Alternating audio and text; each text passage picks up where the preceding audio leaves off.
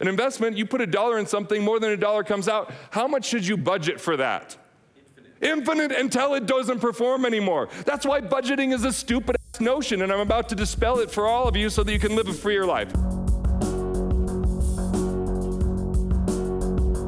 Look, let me just get to quickly through how the framework works to create economic independence so we could dispel this notion of, investing for retirement, because entrepreneurs, when they turn age 65, 92% of them could not stop working and still cover their expenses. It just doesn't happen.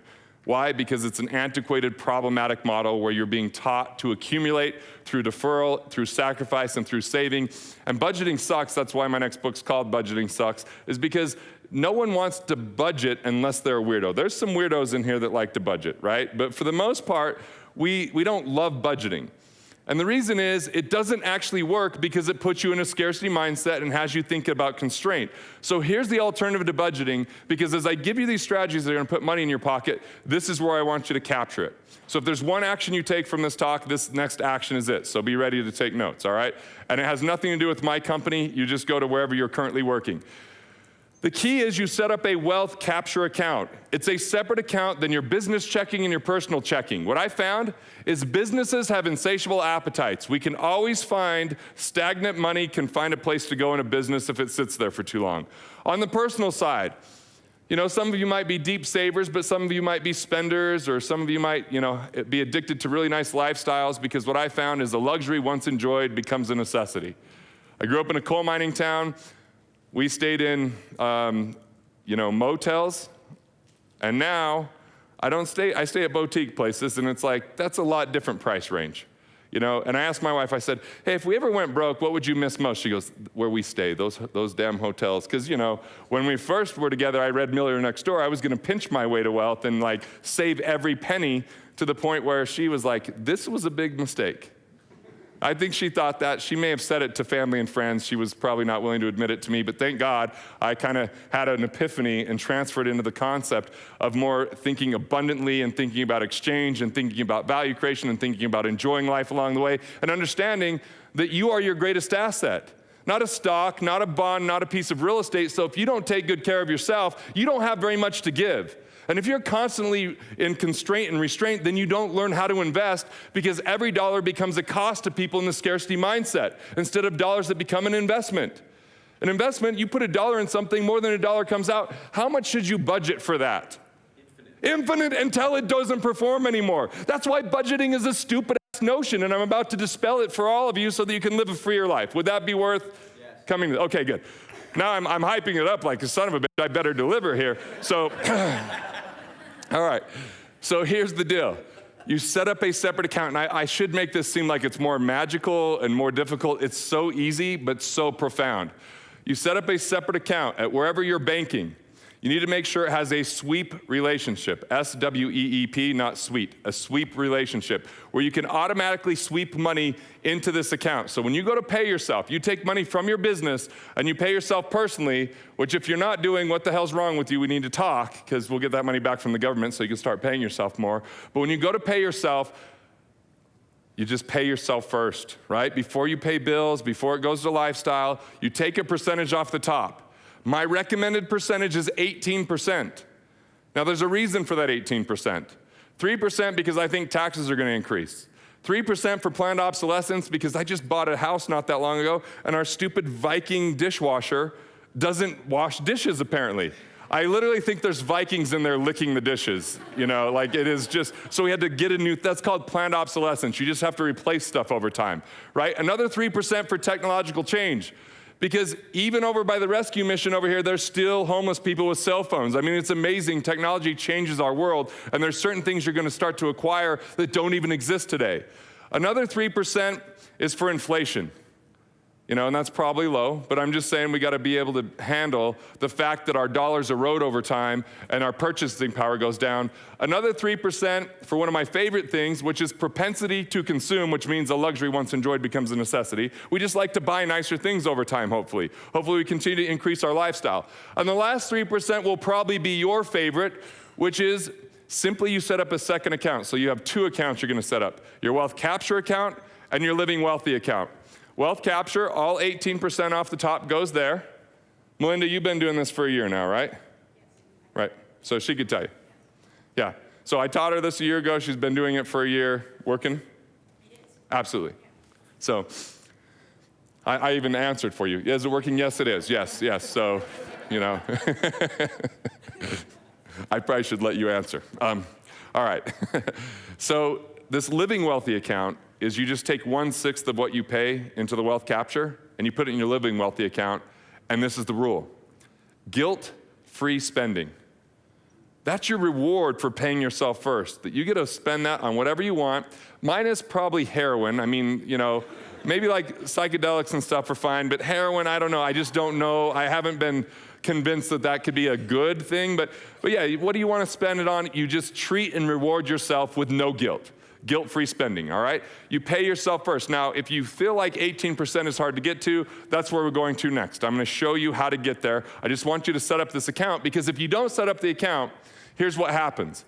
Parkinson's law kicks in.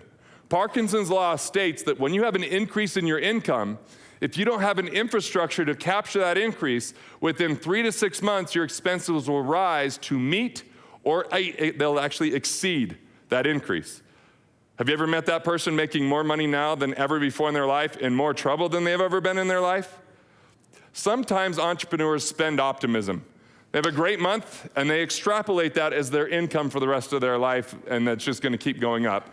And then all of a sudden, a logarithm changes, or something happens. There's a merchant account goes out, or they hold your money. I mean, there's a number of things. An employee embezzles. I mean, we are in store in our life for financial surprises. We just don't know when or how severe. So be careful not to spend optimism. But here's the good news: if you pay yourself 18%, then just once a month, find an accountability partner. It could be an accountant, it could be a spouse. You just have one person you meet with once a month to look and say, with the rest of the money, did I stay in bounds? I didn't borrow to spend, did I? I didn't spend more than what I made, did I? And if you did, that's all you got to do to eliminate budgeting. All right? Pay yourself first, and then make sure you stay in bounds. Now that we've got that, I can now give you the tax strategies and help you implement. And there's people in the room that have heard these tax strategies just this week, Michael. So you can keep working, and you don't even have to pay attention for a second. Great. All right. Tax traps. The first two that you have to avoid. Number one, don't just defer taxes. So this means 401ks, IRAs, RSPs, Keoghs, thrift savings plan, I don't care, whatever it's called. If it's a government qualified plan that you put your money in pre-tax, you defer your tax to the future, you didn't save tax. Did you pay less tax the year you put it in? Yes, you did. But why did you pay less? Because you never took constructive receipt of the money. The plan took receipt of the money, and now the government owns the plan for your benefit. Who in here is excited to be in partnership with the government moving forward? I mean, imagine this. Imagine that you said, okay, the government's going to be my partner. They said they're only going to be a 40% partner today, but if I want to exit early, they're a 50% partner. And when I said, cool, that's fixed, right? They said, no, I'll tell you what my percentage is in the future, depending on what my economic circumstance is that you have no control over. That is your retirement plan. So if you put money in there and you don't know how you're going to get the money out, you're going to be pissed off when you find out you still have to pay taxes on it. So you didn't get tax savings in your pocket. Your tax savings are stuck in the plan, and it is a great big lie and hoax when they say you have $10,000 in there from a deposit. You don't have $10,000, you have $5,000. $5,000 is the government's money right now, unless you can find a way to offset that or avoid that penalty. It is a lack of disclosure, and it's problematic. Deferring tax does not save it, especially considering we're at a historically low tax bracket right now, not a historically high. Now, who plans on making more money in the future? Show of hands, right? When financial planners tell you you're going to be in a lower tax bracket, you should slap them in the face, or at least give them a squirrel tap if you know what that is, It's like, are you kidding me? Who wants to have less money in the future? I mean, especially if you plan on retiring. I don't really love this concept of retirement, because the definition of retirement is to take out to pasture or to, die, essentially. So that doesn't sound exciting to me. I'd rather like have something I'm engaged in and then just enjoy life along the way, so I don't just work myself to death for the one day someday when I have a replaced hip that I'm gonna go out and enjoy life and be on the beach when I'm, so damn wrinkled, no one cares. I mean, it's like, I don't love this notion of deferral for your entire thing. It's a crazy notion, and thinking you're going to have less money in the future is a nightmare. Because think about people in 1980, if you said, what's a good amount of money to have in a retirement plan, what do you think they said? Maybe $500,000, maybe $1 million if they were really thinking big. Now today, if someone told you, hey, you can never make more than $1 million the rest of your life total, who's scared? Immediately, yeah, that's not very much money, is it? By the way, I'm trying to see if I could speak faster than any other speaker. How am I doing so far? I just realized how fast I'm speaking. So, but you'll catch something. It's cool. I'm gonna take a break, let you process while I have a little drink here. So avoid deferral. The second thing to avoid, don't spend $1 to save 40 cents. It doesn't make sense. That's the tax tail wagging the dog.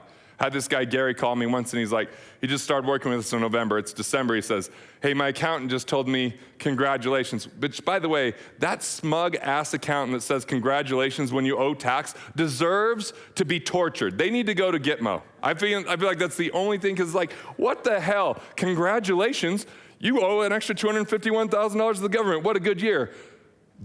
Like, come on, that is horrible. Like, that would just piss me off. And this guy was pissed, so he's like, what do I need to buy? And I'm like, well, what would you buy if you didn't have this tax bill? He goes, well, I wouldn't be buying anything. I'm like, great, then we're not gonna buy anything. He's like, well, what about the taxes? I asked a few questions. I'm like, why is it such a big surprise that you have this money, that you made this money, and why are you finding out about it now? He goes, oh, I just had an event. We made an extra $500,000 than what we anticipated. It went so well. And I was like, cool, well, what did you sell? He said, well, coaching, and I'll be working with people throughout the year, this year, next year. I'm like, whoa, so you haven't actually performed, or they haven't rendered the services? He's like, no. I'm like, great, we'll move you to accrual. Now, everyone in the room shouldn't go to accrual. It is more complicated and expensive, but this person had a $251,000 problem that we were able to defer to the next year, and I know I said you never defer, but I'm deferring 1 year. And the rule is, if you have an exit strategy, you can defer. If you don't have an exit strategy, you can't. So I'm just deferring for 1 year. I moved $249,000, which gave us 12 more months to figure out the tax strategy, which we saved 100% of that, which I'll tell you how we did it in the rest of the stories here. So don't just spend to save, and don't just defer. So what do you do? Here's the 3 things to do. The first one I think will apply to nearly everyone other than a few of you geniuses out there that somehow are nerdy enough to figure this out on your own, all right? The first one is, if you're a business, by the way, if you're an LLC or an S-Corp, just so you know, if you ever get audited, you don't get the most premier auditors, you get the newest auditors. C corporations are reserved for the highest level auditors, just so you know. Just a little fun fact to keep in your back pocket.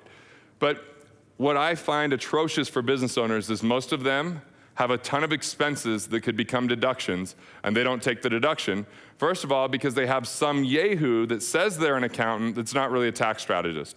If you have an accountant that tells you they're conservative, what that's code for is they're missing tax deductions for you. That's just what it really means. Now, I don't believe you should do anything unethical or illegal, but I also don't think you should tip the government unnecessarily. So, if you have expenses that can relate to the business in any way, those are actually deductions. So here's some examples. Siobhan came to my house recently because we had an event, and when he came over, we had 12 people, and it was right in the middle of the outdoor recreation show in Salt Lake City, which, by the way, it's really tough to get hotels or venue space. And so what I was able to do is charge a $7,500 charge to my business to rent my house to host this 12-person dinner. And that's tax deductible to the business, but as long as I do that less than 14 days in the year, it's tax-free to me. 14 days or less. So I just have a simple executive lease. I always make sure to have at least 14 functions throughout the year. And Google was gonna film a commercial in my house, and they were gonna pay me $2,500 an hour. So I told them hell no once we got the proposal, but now I have a proposal showing how much I can charge for my house. I really didn't wanna have my house in a Google commercial, and then it's just kind of weird. So anyway, I don't even know that, just side note, just useless fact for all of you. So the second thing that I do to turn deductions or expenses into deductions is I have an intellectual property company because I write books and I do all this kind of stuff, and so we're doing videos. And in an intellectual property company, one of the things that we classified as is a production company. So anytime I'm buying clothes and I go speak somewhere on stage, I write those off as a uniform because it's on camera. Now, I actually had a CPA at my last workshop say, how do you do that? And I had to tell her how to do it. She didn't know how, because she had always told people you can't write it off. But the thing is, I'm wearing different clothes and I consider them a uniform, and I keep them at the office and I keep them in the basement where we have another studio where we might film from my house. And so when I got audited years ago, it was allowed. Why? Here's the number one reason. I had a connection and a story. Your expenses become deductions if you have a story of how it relates to the business. I know they make it seem like it should be more complicated than that. It's actually that simple. So my CFO, if he's traveling somewhere, even though he's going to see family, but he's going to have at least one business meeting, he emails ahead of time. He documents that in a nice folder. What I do is I print out an American Express bill and I write with really sloppy handwriting what the expense was for. Just document. In whatever way you do it, don't let the excuse of getting it documented be something that holds you back. But turning your expenses into deductions is a really big deal to save a bunch of money. One word of caution now. If that expense that has become a deduction is 20% or more of your overall tax deductions for that year, just know that if it's ever disallowed, that's a 25% penalty. So, just be careful with that. Make sure it's a really clear-cut story and that it's well documented, okay? So I like to pay my kids, I get to pay my kids $6,300 and that's tax-free. I'm actually paying them $1,000 a month because one of them's going through the Amazing Selling Machine course right now because we have a bunch of clients from amazing.com. So I pay him to go through that course, and he's going to be a business partner because I'm going to make him start a business so that he can get a real education and that we have a chance in this world, right? I love that you get all these extra, soapboxes in this. And then my other son, he's 8, so I'm writing a kid's book because I feel like I can really influence people on financial philosophy if I can keep it simple enough for an 8-year-old and put it in a book for kids. And then I can do a lot more fun media rather than adversarial media with like CNBC. So I'm paying my kids for that. So the first $6,300 is tax-free, but then the next piece is only 10% tax. That's a lot lower tax rate than what I'm paying. So that's turning an expense, because kids are an expense. Anyone have kids? They're expensive, Like, I spend a lot more on them than I expected, but they're cute and you love them, so you're willing to do it. So I might as well make it a little bit tax efficient along the way. So turn your expenses into deductions.